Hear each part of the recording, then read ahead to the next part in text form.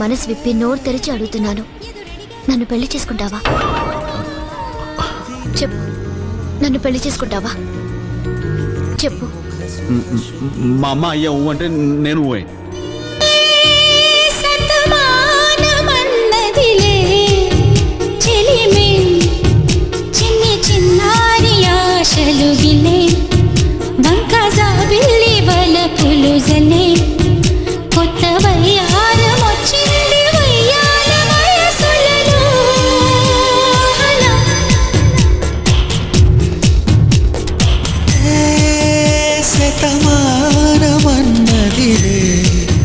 చెలిమే పువ్వు పాడేది పొడి చోల, తెటి కోరేది తేనెలలాల, నీలి మేఘాలలో